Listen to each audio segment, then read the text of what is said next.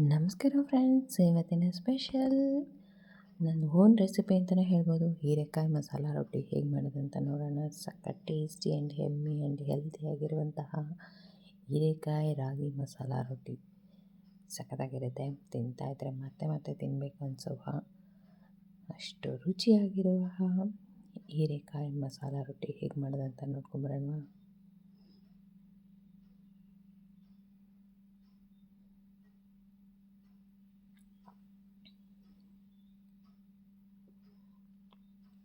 ಹೀರೆಕಾಯಿನ ನೀಟಾಗಿ ಸಿಪ್ಪೆಲ್ಲ ತೆಗೆದಿಟ್ಕೊಂಡಿದ್ದೀನಿ.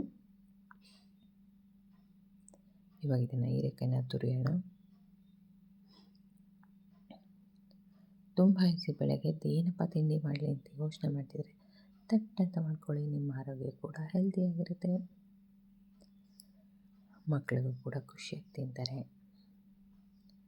ಆ ತರಕಾರಿ ಈ ತರಕಾರಿ ತಿನ್ನಲ್ಲ ಅಂದರೆ ಈ ಥರ ಮಾಡಿಕೊಡಿ, ಅವರು ಖುಷಿಯಾಗಿ ಲಂಚ್ ಬಾಕ್ಸು ಕೂಡ ಖಾಲಿ ಮಾಡ್ಕೊತಾರೆ. ಇದ್ರಾಗ ಏನೆಲ್ಲ ಹೆಲ್ತ್ ಬೆನಿಫಿಟ್ಸ್ ಇರೋದು. ಈ ಥರ ಸಣ್ಣದಾಗೆಲ್ಲ ತುರ್ದಿಟ್ಕೊಳ್ಳೋಣ. ಹೀರೆಕಾಯಿ ಅಷ್ಟು ತುರ್ದಿದ್ದೀನಿ ನಾನೀಗ. ಇವಾಗ ಉಳಿದಿರೋ ಐಟಮ್ ಹಾಕೊಳ್ಳೋಣ. ಹಸಿಮೆಣಸಿನ್ಕಾಯಿ, ಕೊತ್ತಂಬರಿ ಸೊಪ್ಪು, ಈರುಳ್ಳಿ, ಕಡಲೆಕಾಯಿ ಬೀಜ ಮಧ್ಯೆ ಮಧ್ಯೆ ಸಿಗ್ತಾ ಇದ್ದಾರೆ. ಕುರುಮ್ ಅಂತ ಚೆನ್ನಾಗಿರುತ್ತೆ ತಿನ್ನೋದಕ್ಕೆ.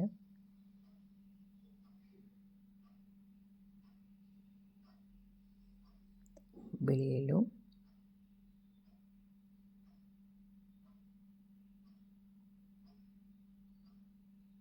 ಜೀರಿಗೆ,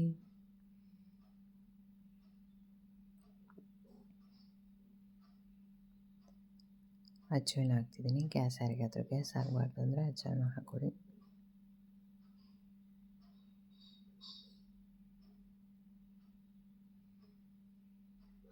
ರುಚಿಗೆ ತಕ್ಕಷ್ಟು ಉಪ್ಪು.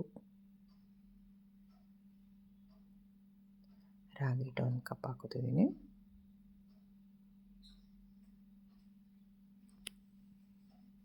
ಇದನ್ನು ಚೆನ್ನಾಗಿ ಮಿಕ್ಸ್ ಮಾಡ್ಕೊಳ್ಳೋಣ.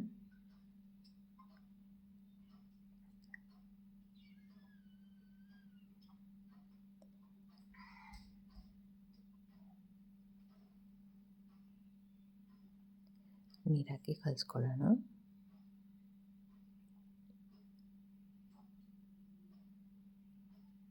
ಇವಾಗ ರೊಟ್ಟಿ ಹಂಚಿಗೆ ತಟ್ಕೊತಿದ್ದೀನಿ.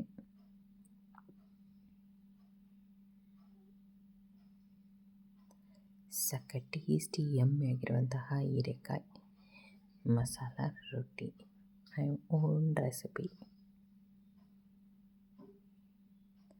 ನೀವು ಈ ರೀತಿ ಡೈರೆಕ್ಟ್ಗೆ ಹಂಚಿಗೆ ಬೇಕಾದ್ರೆ ತಟ್ಕೋಬೋದು, ಇಲ್ಲ ಬಟ್ಟೆ ಮೇಲೆ ಬಟರ್ ಪೇಪರ್ ಮೇಲೆ ಏನರ ಮೇಲಾದರೂ ತಟ್ಕೋಬೋದು.